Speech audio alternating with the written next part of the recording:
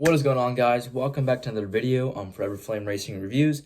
And I'm sorry that this video is coming out late about Stingray Rob making his move to Humco's Hollinger and Penske Entertainment purchasing the Long Beach GP. But I've been super busy this week. I get busy in the winter with swimming, so just expect that every weekend I'll make 2 to 3 videos every weekend, just talking about the stuff that went on in the racing world. Just expect my videos from basically here to February will be coming out on the weekend. So, as I said earlier in this video, Stingray Rob made his move to Humco's Hollinger Racing. That's where he'll be taking his money. I mean, as I said, his money. I mean, this move is no surprise. Humco's Hollinger needed money, so they signed Stingray Rob. I personally thought it was going to be Devlin DeFrancesco. I was very surprised by this news. Then when I looked into it, it's really not that shocking considering they need one thing, and that is money. It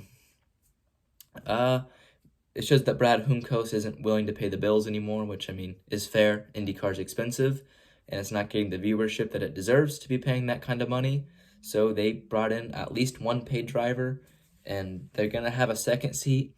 I wouldn't say that's a lock that it's Connor Daly. Off performance, it probably should be Connor Daly. I know a lot of hardcore IndyCar fans want to see Connor Daly in that seat. Unfortunately, I just don't know if that's going to happen. It's a 50-50 if you ask me. We'll just have to see. I hope he gets it done, but we'll have to see. We don't know what number Stingray will be racing under. I'm sure it's either going to be the 77 or the 78. We don't know what that number is going to be, but he'll be at Humco's Hollinger. Now, what this means for the IndyCar silly season is there is 2 coin seats left, one Rahal and one at Humco's. Rahal could only run 2 cars this year, but they have 3 charters. So if you have 3 charters, I believe you have to run 3 cars, unless maybe they sell a charter to a different team. Like, I mean, I don't know if this is allowed, but if Ganassi is to buy a charter, is that allowed? If Ganassi buys a charter and they can have 4 cars and they can have Linus Lundqvist, I don't know if that's allowed. Let me know if that's allowed. But it'd be interesting if they do sell this charter, who they sell it to. Do you go Foyt? Do you go Meyer Shank? Do you go Prema? I don't know. It would be very, very interesting to see what they do if they do sell the charter. But I personally think Rahal will keep it. They have they're one of a few teams that run more than 2 cars. There's 5 teams. There's 11 teams, and 5 of them have more than 2 cars. And I think Rahal wants to keep that. So I don't see a world in where they sell it. I do think they'll have a third driver. It's probably going to be Pietro Fittipaldi, just because he's bringing back 5-Hour Energy and all that sponsorship.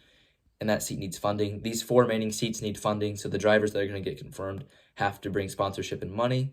I could see Logan Sargent at Del Coyne. If Renus VK can get Bit Nile back, you could see VK at Coyne too. Humkos, if Brad Hollinger's okay with paying for maybe 1 seat, Connor Daly will get in. I don't know. I didn't say Romain Grosjean's name because I'm convinced he'll be racing with Lamborghini in the Hypercar Championship full-time. I don't think you'll see him at all in IndyCar. I think his IndyCar days are behind him. That's really all I got to say on the driver's side. AJ Foyt announced that they had been parting ways with Michael Cannon. I think that's more of a retirement. I think Michael Cannon's just going to ride off in the sunset and enjoy his retirement. But if he doesn't, there's 2 teams that I've heard in the rumors, and that is McLaren and Prema.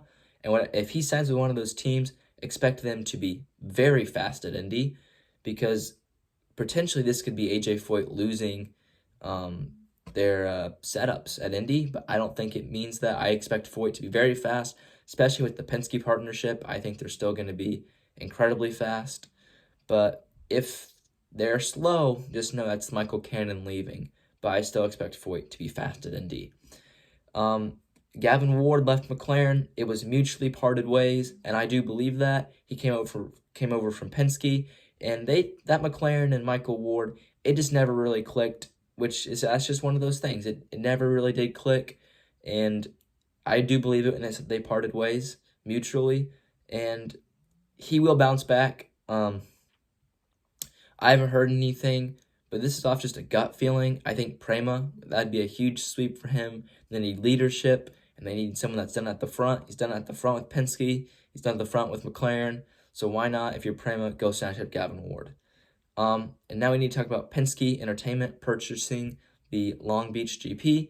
I would rather have not been purchased by the Long Beach GP because, they own the Indy GP, they own the racetrack that has the Indy GP, the Indy 500, Milwaukee, Detroit. They help promote Iowa.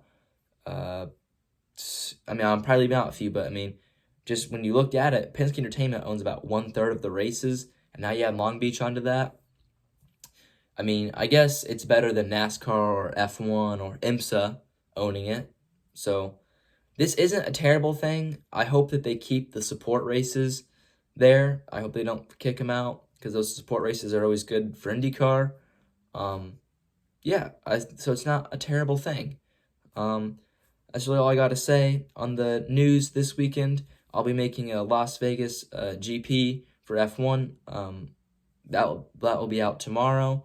And see ya.